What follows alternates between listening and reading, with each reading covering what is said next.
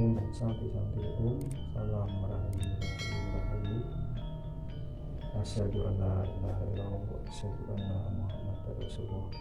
Kembali lagi bersama saya Raden Mas Jinjati Jongko pada channel Padepokan Alang Jati. Pada kesempatan ini saya akan menjemas pusaka, khususnya yaitu pusaka tradisional dari Jawa, yaitu berupa keris dan tombak. Adapun tata cara jemas ini bisa juga digunakan pada pusaka-pusaka yang lain, tidak hanya keris dan tombak, namun juga bisa digunakan pada pusaka jenis pedang, kemudian panah, bahkan juga mungkin peluru pistol yang digunakan pada zaman dulu, yang pelurunya sebesar kelereng, peninggalan dari Belanda atau zaman penjajahan. Dan tentu saja dalam menjemas pusaka ini beberapa bahan yang dibutuhkan, antara lain adalah air kelapa, buah mengkudu, di mana kedua hal ini dicampurkan menjadi satu yang akan digunakan untuk melumpuhkan teyeng atau karat yang ada pada pusaka tersebut. Kemudian jeruk nipis untuk menggosok bagian pusaka yang terkena teyeng yang cukup tebal. Selain itu, untuk menghilangkan karat sebenarnya kita juga bisa menggunakan larutan kimia seperti menggunakan citron atau juga menggunakan cuka. Akan tetapi lebih baik larutan tersebut tidak digunakan karena bisa merusak, salah satunya bisa merusak motif atau juga dapat menyebabkan korosi, karena larutan kimia biasanya tidak hanya membersihkan di luar tetapi juga sampai ke bagian dalam, dan itu bisa merusakkan pamor aji dari pusaka tersebut. Adapun tujuan dari jemas pusaka ini, dari artinya sendiri kita mengetahui bahwa jemas itu adalah mencuci atau mandi. Kemudian pusaka ini yang dimasukkan adalah senjata atau benda-benda yang berupa keris, tombak, kemudian jenis-jenis pusaka yang lain, mungkin golok atau pedang dan sebagainya.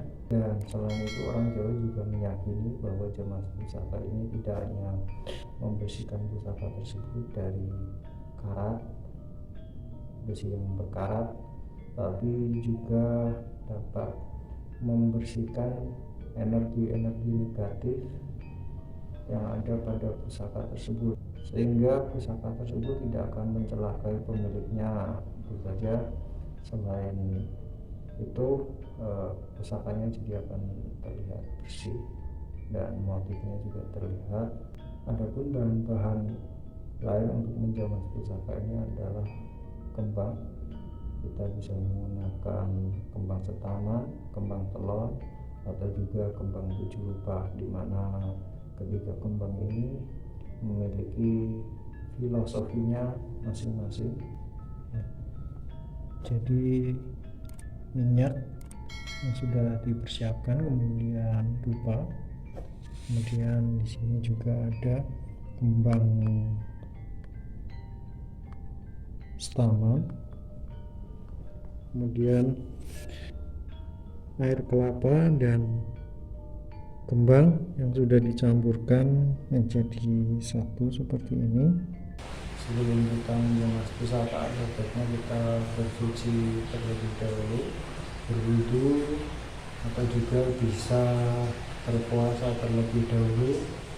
Adapun jemas pusaka ini sebaiknya dilaksanakan pada bulan Suro, yaitu pada bulan surah awal sampai dengan surah akhir. Jamas pusaka ini sebenarnya sudah dilakoni dari para leluhur kita, tidak hanya di tanah Jawa tetapi juga dari sahabat Nabi sendiri, yaitu salah satunya adalah Sayyidina Ali yang juga menjamas pusakanya yaitu pedang Zulfikar. Biasanya pusaka-pusaka yang telah dibuat oleh leluhur kita di tanah Jawa ini biasanya dibuat oleh seorang empu, di mana empu ini membuatnya harus berpuasa terlebih dahulu selama 100 hari tanpa makan, tanpa minum, dan setelah 100 hari maka sang empu ini akan mengambil suatu lempung atau tanah liat, kemudian meremasnya, dan dari remasan tersebut maka akan menghasilkan keris. Konon katanya seperti itu. Kemudian setelah keris itu jadi, sang empu ini akan melaksanakan ritual lagi selama 40 hari kurang lebih untuk memberikan isian pada pusaka yang telah dibuat. Biasanya suatu pusaka itu akan berisikan suatu mantra dari empu sendiri. Ada juga beberapa empu yang konon katanya memberikan kutukan pada beberapa keris yang telah dibuatnya, sehingga kerisnya itu bisa mencelakai pemiliknya sendiri. Di sini saya ada 2 pusaka yang pusaka ini baru didapatkan ya dari hasil tarikan. Yang pertama ini adalah keris, dan yang satu lagi ini adalah tombak ya. Nah, sebelum kita menjamasnya setidaknya kita harus sungkem dulu. Sungkem di sini diartikan bukan sungkem kepada jin-jin yang menunggu di dalamnya ini, tapi sungkem sebagai arti yaitu menghormati apa semua makhluk yang berada di dalamnya, karena makhluk tersebut juga merupakan makhluk ciptaan Allah Subhanahu wa Ta'ala. Salah satunya di sini, jadi sebelum kita menjamas pusaka ini setidaknya kita harus sungkem dulu. Kita harus meniatkan di dalam hati bahwa kita akan menjamas pusaka ini. Kemudian tata cara penghormatannya yaitu diletakkan di atas dagu seperti seakan-akan seperti dicium. Kemudian kita niatkan di dalam hati bahwa kita akan menjamas pusaka tersebut.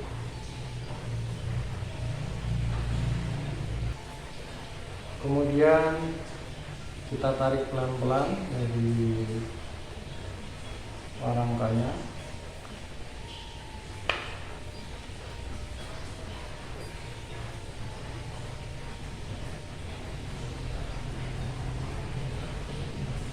Ini contohnya ini karena ini baru didapat hasil dari tarikan, makanya di sini banyak sekali tayeng atau karatnya untuk keris ini ya. Kemudian setelah kita buka, kita bisa mencelupkan ini, merendam terlebih dahulu ke dalam air kelapa yang telah disiapkan, yang sudah dicampur oleh perasan buah mengkudu. Selain cara tradisional, sebenarnya juga ada beberapa cara seperti menggunakan bahan kimia, yaitu seperti menggunakan citron atau cairan cuka ya. Akan tetapi jelas hasilnya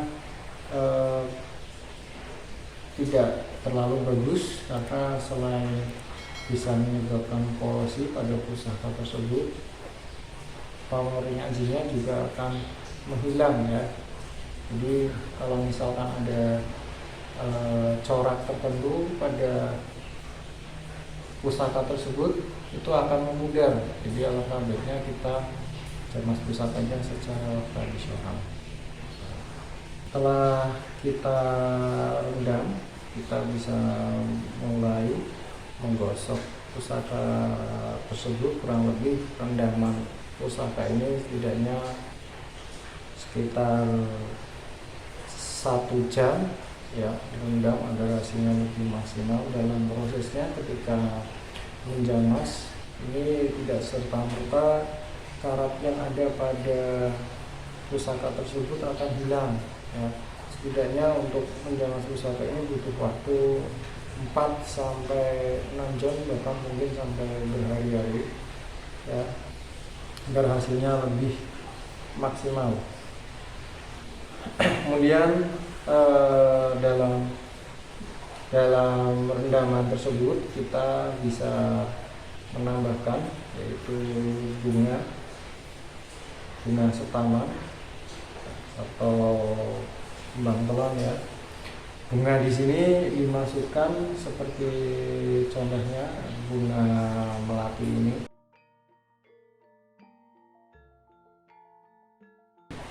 Bunga melati ini artinya adalah rasa melat saka jroning ati, yang dimaksudkan bahwa kita ketika berucap itu harus sesuai dari dalam hati nurani sendiri. Kemudian ada juga bunga mawar merah ya. Bunga mawar merah ini ada juga bunga mawar putih, di mana bunga mawar ini dimaksudkan agar hati dan pikiran kita juga sesuai dengan niat ya. Kalau bunga putih sendiri dimaksudkan itu adalah penjelmaan roh menjadi ada. Kemudian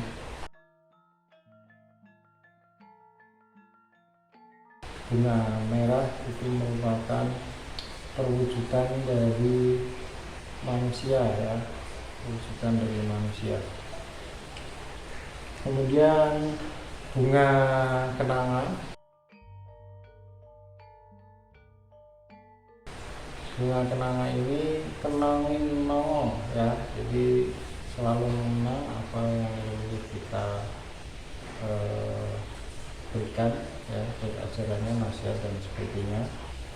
Kemudian bunga kandil ya, bunga kandil, di mana bunga kandil ini artinya adalah kandil aku nanti kumantil ya. Jadi kesuksesan akan dicapai tidak hanya dengan doa tetapi juga dengan usaha. Ketika kita akan menggosokkan dengan jeruk nipis ini, kita perlu siapkan juga tatakan untuk mengasah pusaka tersebut, jadi agar menghindari pusaka tersebut mengiris jari kita, karena setiap pusaka yang ada penunggunya jika sudah pernah merasakan darah maka dia akan terus meminta darah. Jadi pada zaman dahulu pusaka-pusaka yang digunakan oleh leluhur kita biasanya digunakan untuk berperang, karena itu biasanya juga sudah ada racunnya ya. Dan selain itu pusaka-pusaka yang sudah digunakan oleh perang tersebut merupakan suatu pusaka yang legendaris. Kenapa legendaris? Karena biasanya pusaka tersebut sudah pernah membunuh para musuh-musuh dari pemegang pusaka tersebut ya.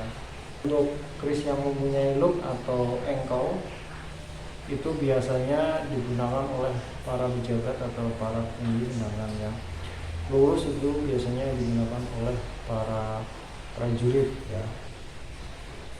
Ini istilahnya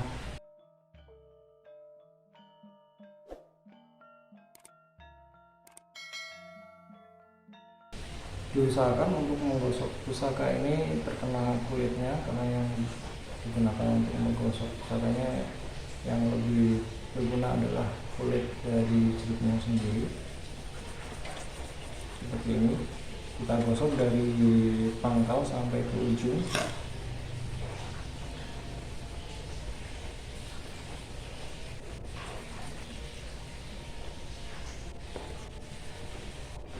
Setelah 30 menit kita gosok dengan menggunakan jeruk nipis. Pastikan ketika menggosok tangan terlindung, karena larutan dari kelapa dan buah mengkudu ini sangat asam sekali dan bisa menyebabkan kulit terluka atau terkelupas. Dan setelah 30 menit dijamas, hasilnya seperti ini. Di sini sudah terlihat motifnya, warna rajinnya. Di sini seperti sisik ulat, ada warna setengah keemasan di sini. Dan ini pastikan bukan buatan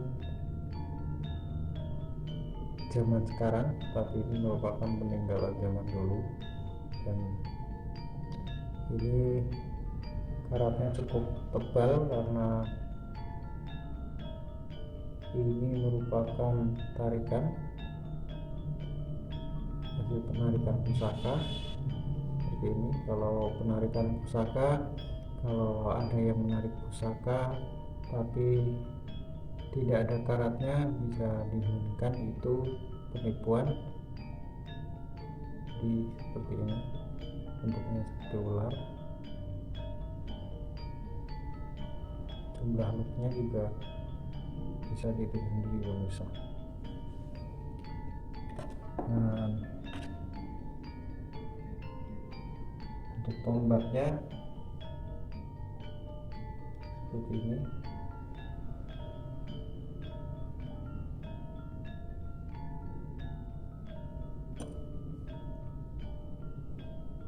Dan untuk tombaknya seperti ini, terlihat seperti ada bekas noda darah. Ini sudah pernah digunakan berperang, entah melawan penjajah atau VOC atau melawan musuh pemiliknya zaman dahulu. Mungkin untuk hasil selanjutnya ini membutuhkan proses yang sangat panjang, dan setelah kita selesai menjamas, kita bisa keringkan terlebih dahulu, diangin-anginkan atau gunakan kain mori seperti ini.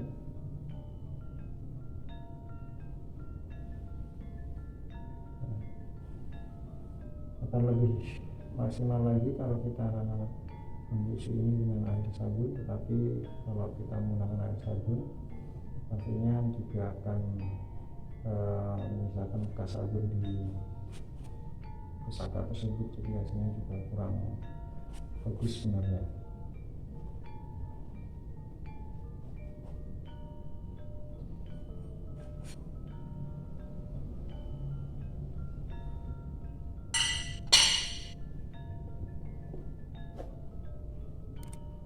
Tulisnya juga kita keringkan dulu.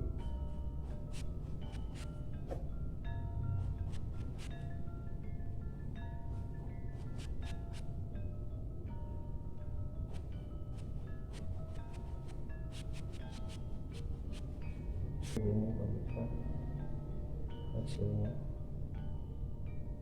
warnanya pun terlihat ya.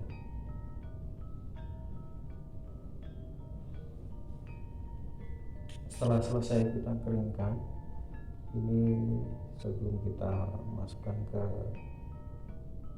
rangka yang sudah kita siapkan, kita berikan minyak.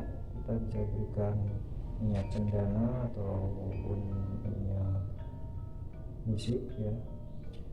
Akan tetapi jangan minyak seperti jawara, karena justru akan menjadikan pusaka ini berkarat. Jadi secara umumnya pusaka biasanya diberikan minyak seperti minyak cendana atau misik. Demikian untuk tutorial menjamas pusaka ini. Perlu diingat bahwa setiap pusaka, terutama pusaka yang dari peninggalan para leluhur kita ketika zaman kerajaan, itu pasti ada tuahnya, dan setiap keris pun memiliki tuah masing-masing yang berbeda-beda.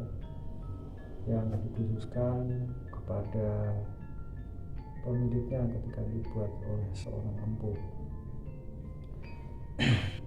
Misalkan kita memiliki pusaka, sebaiknya ini kurang lebih dihargai saja sebagai karya seni dari leluhur kita, jangan digunakan untuk yang lain-lain, apalagi sampai menjadikan kita berbuat syirik atau menyekutukan Allah Subhanahu wa Ta'ala, seperti yang sudah ada pada filosofi bunga atau kembang yang digunakan untuk menjaman pusaka tersebut, yaitu filosofi kembang setaman, yaitu selalu mengenang haruman para leluhur kita, baik dari nasihat, petua dan sebagainya.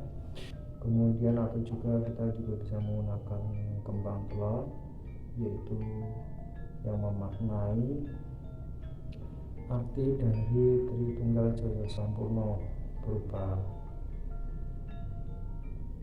harta, ilmu, dan kekuasaan. Kemudian kita juga bisa menggunakan kembang seperti kembang 7 rupa untuk melapisi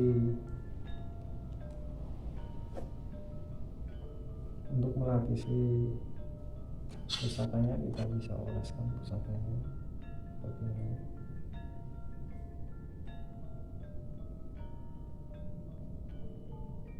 Setelah kita oleskan, kita bisa kembalikan ke sarungnya.